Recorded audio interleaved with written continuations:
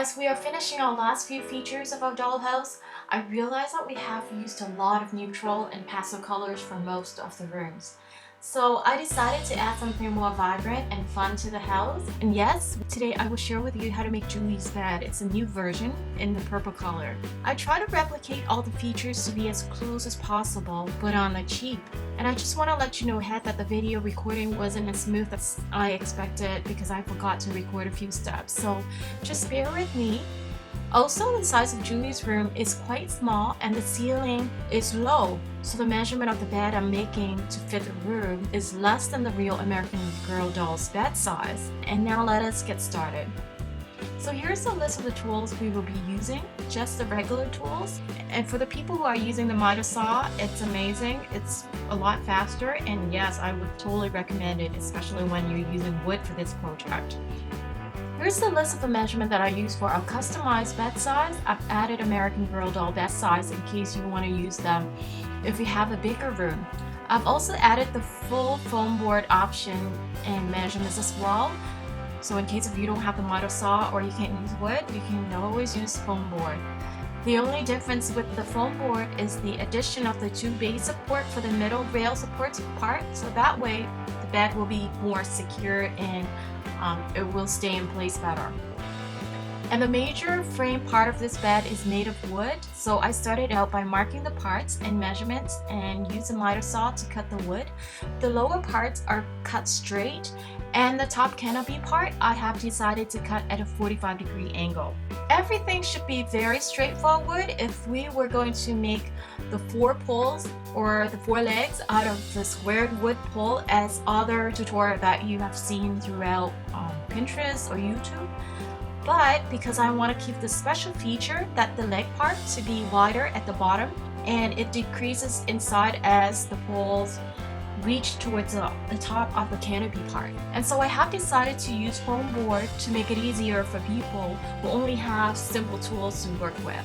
So here I cut out 16 identical pieces, and the bottom width is 1 1/4 and goes straight up by 8 inches. So from there up to the top, I zig the line in by 1/4 inch at the top and draw a line. So it's a slight diagonal line to make the top to be smaller. Once all the pieces are being cut out, I make sure to use a very sharp blade and use this bottom part as a leaning edge. So from the top, I position the blade at a 45-degree angle and keep the angle consistently and slowly slide the blade down, keeping the edge to be very straight and smooth. This part is very important. It is actually the hardest part in this tutorial. Once all the 45-degree angle edges are done, I lay down 8 pieces with a rough edge because the pieces will be facing the inside of the bed, and I save the ones with the smoother edge to be facing outward. I've also cut out 4 squares with 3/4 inch by 3/4 inch to be glued down at the bottom of each pole. And so for these 8 pieces, I measure up by 4 inches. So this 4 inches indicates the bed height, and I mark all 8 pieces. I use this wooden footboard or headboard part and trace out the inserted opening.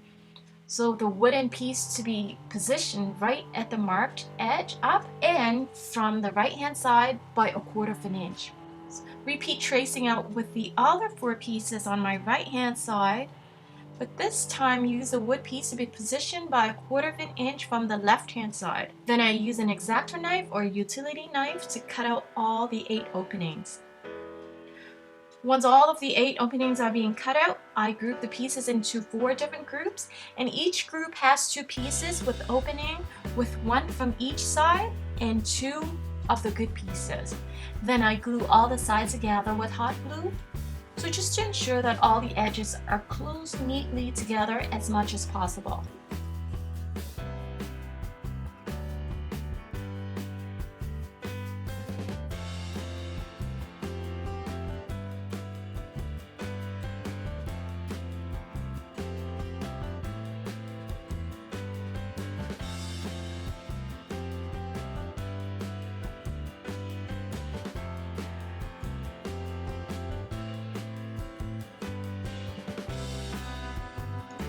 Once all the pieces are assembled, we have 4 poles, In order to make these poles to be firm, I inserted a wooden dowel to each pole all the way to the top until the dowel stops. Then I mark each of them, label, and cut them out. Make sure to take away 1/4 of an inch with the bottom insert, and I add hot glue at the top of each dowel and insert them in. Then I add hot glue to glue the bottom insert together with the pole and make sure the dowel to be positioned right in the middle. The next step is the assembly part, so I place the side rails in the headboard and footboard pieces in position.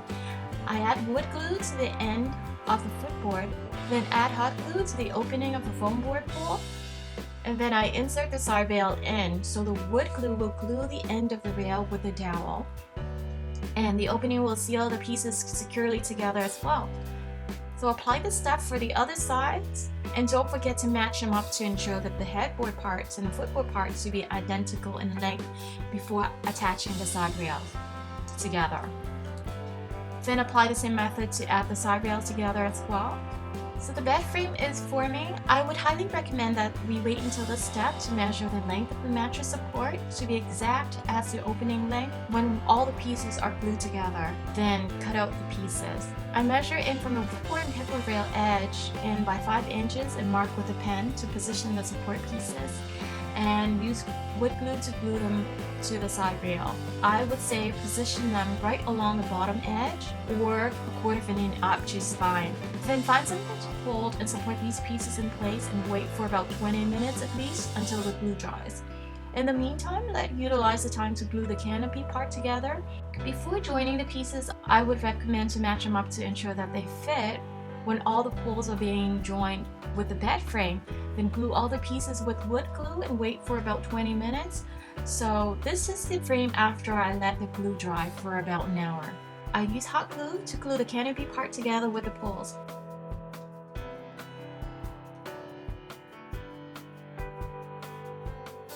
The paint that I'm using here is acrylic and it's called African Violet. We have to paint at least 2 coats. This paint only cost me $1 for this bottle. So here is a bed frame after 2 coats. I got bored while painting it in my craft room, so I brought it upstairs. And I also measure and cut out a foam board piece as a mattress support piece with 4 cutout corners as well. Moving on to the bead string part, I've tried to do the string myself, but I had no patience to string 24 of them, and it cost me so much money to get all the nice beads and add them together. So this is actually the cheapest way that I would recommend. So I bought this roll for $1 and this bead bundle from Michael's for under $10. And I picked out 3 colors, red, yellow, and orange. These beads work really well because the hole is big. But with a regular hole, you can't do it this way. So I measured the height of the bed and cut out 24 strings. And for each color, we need to make 8 strings. 4 with the bead at the end, and the others are about 2 inches away from each other. And add the hot glue to the hole to glue the bead and the string together.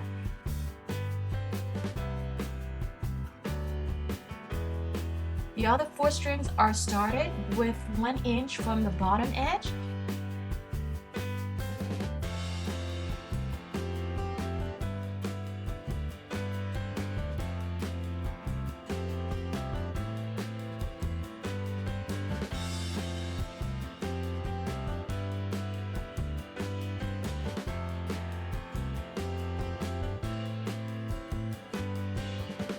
Once all the strings are done, I cut out 4 felt pieces with a width of 2.5 inches and about 5 inches or more in length.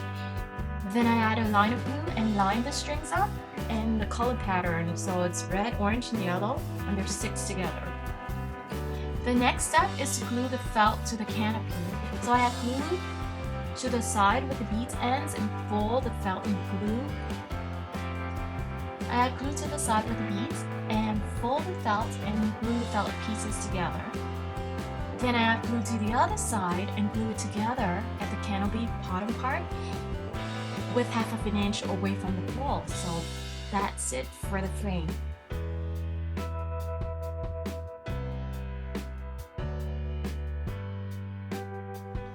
Moving on to the bedding, I forgot to press the recording button for the material part again. But here are the measurements that I've used for this bed. I bought the fabrics from Walmart from a bundle, but just to let you know that the pre-cut out pieces from the bundle might be small. They're okay for my bed size, but might be too small for a bigger bed.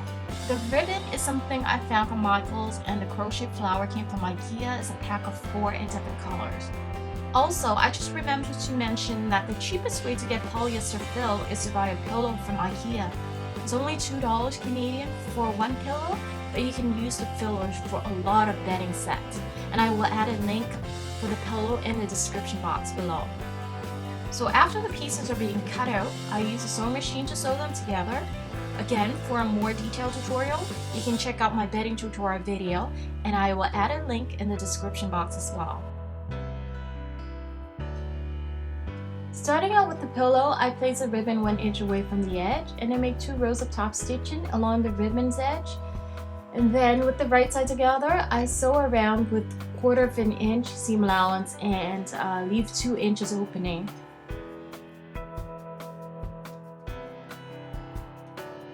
The mattress sewing is just a big version of the pillow. The only difference is at the 4 corners, I fold a mattress seam and make a 2-inch straight sewing line to create the mattress height.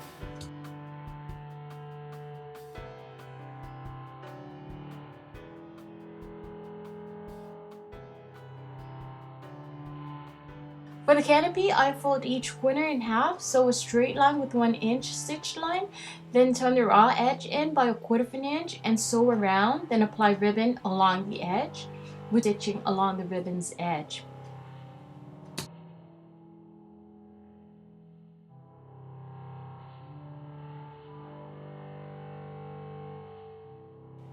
For the reversible blanket, because the pre-cut out fabric was small, so I had to add another piece at the bottom for both of the pieces.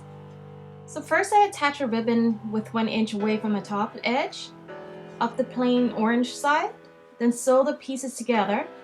Then with the right side together, I sew around with 1/4 inch seam allowance, leaving 2 inches opening at the bottom.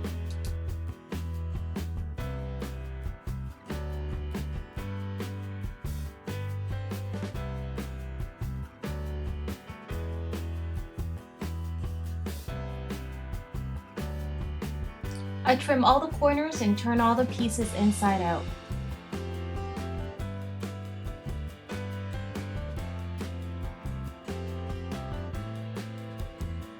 Then I use a pin or a hand sewing needle to pull out all corners and give them all a good press, especially along the edge.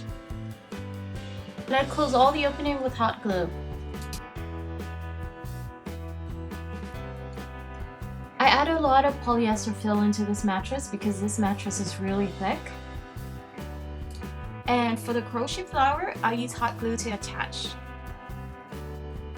Last but not least, I tack the 2 sides of the mattress together using a hand sewing needle and thread and just sew back and forth. And altogether, I tack the mattress down 8 times. Here's the final bed. I wish I had prepared a bigger room to use the exact size at American Girl size. I think it would look a lot better.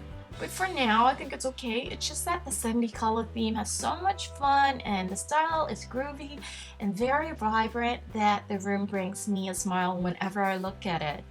And yeah, that's it. So once again, for stopping by and spend your time with me, please give this video a big thumbs up and subscribe for more videos.